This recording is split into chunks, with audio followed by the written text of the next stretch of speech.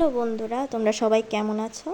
আজকে তোমাদের দেখাবো কচুরমুখী বা কচুরছড়ি কিভাবে রান্না করতে হয় আর সবচেয়ে বেশি ভালো হয় এবং ঘ্রাণ স্বাদ সব ঠিক থাকে। তো দেখছো আজকে আমাকে বাবা হেল্প করছে, আমাকে এগুলো কেটে দিচ্ছে সুন্দর করে। দেখো ছড়ি কচুগুলো তোমরা সব সময় একটু সাদা সাদা দেখে কিনবে, সবুজগুলো কখনোই কিনবে না, কারণ সবুজগুলো একটু শক্ত শক্ত থাকে। এই দেখো কচুরমুখী আমাদের কাটা প্রায় শেষ হয়ে গেছে, বাবা সুন্দর করে কেটে দিচ্ছে। এখন আমি এগুলোকে লবণ দিয়ে ভালোভাবে চটকে এগুলো ধুয়ে নেব। লবণ দিয়ে ধুলে কী হয় জানো, যে লোদ জিনিসটা এটা চলে যায়, বেশি লোদ থাকে না। তোমরা যত ভালোভাবে এটাকে ধুবে তত লোদ বেরোবে। আর এই যে সাদা কষটা দেখছো, এই সাদা কষটার কারণে কিন্তু লোদ হয়। এই দেখো ভালোভাবে এভাবে কষতে কষতে ভালো মতো ধুয়ে নিব, যাতে নাকি সব কষে সাদা সাদা যে কষগুলো এগুলো বের হয়ে যায়। দেখো এভাবে ধুয়ে নিব। আমি এটাকে 3-4 বার ধুয়ে নিয়েছি এভাবে। তো বন্ধুরা সবাই তোমরা ভালো থেকে সুস্থ থাকবে, আর আমার এই রান্নাটা অবশ্যই বাড়িতে ট্রাই করে দেখবে, যে আসলে সবাই তোমাদের প্রশংসার পঞ্চমুখ করবে। এই দেখো আমাদের ধোয়া কমপ্লিট। এখন কড়াইতে আমরা সরষের তেল দিয়ে দেবো,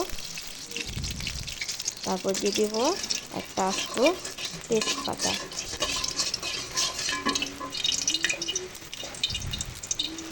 তেজপাতাটাকে আমি ভেঙে দিব। তেজপাতাটা লাল হয়ে গেলে এখন আমি দিয়ে দেবো এখানে সাদা জিরে। সাদা জিরে ভালোভাবে নেড়ে চেড়ে এখানে আমি দিয়ে দিচ্ছি সে গাঁটি বা ছড়ি কচু বলে, কচুরমুখী বলে কেউ, যে যেভাবে বলো।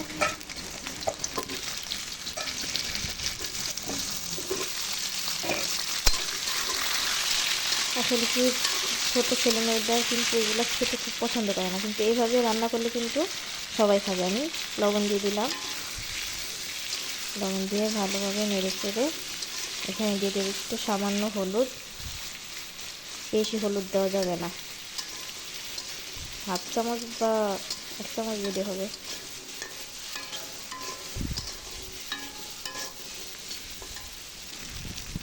দিয়ে দিলাম ধনে গুঁড়া,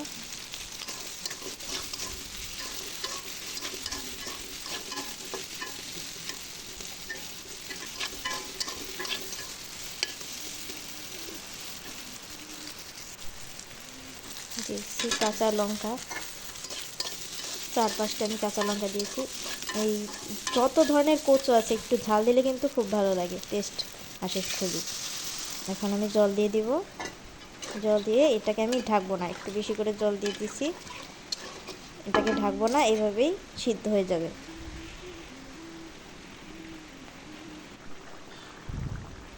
সিদ্ধ হয়ে গেছে, 5 মিনিট পর সিদ্ধ হয়ে গেছে। এখন আমি দিয়ে দিব জিরার গুঁড়া, 1 চা চামচ জিরার গুঁড়ো দিয়ে দিয়েছি। এখন ধনে পাতা কুচি দিয়ে দেব,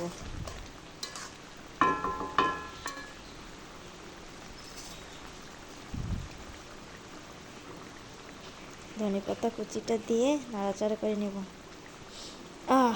কি দারুণ ঘ্রাণ বেরিয়েছে। তোমরা বন্ধুরা অবশ্যই বাসায় ট্রাই করে দেখবে, আর আমাকে কমেন্টে পরে জানাবে যে কতটা মজার স্বাদের। তো প্রিয় বন্ধুরা, আমার চ্যানেলটি তোমরা সাবস্ক্রাইব করে দিও, আরও নতুন নতুন ভিডিও পেতে বেল আইকনটি বাজিয়ে দিও।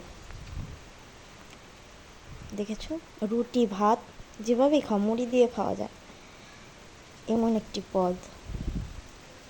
দারুণ না দেখতে? Tata, bye bye.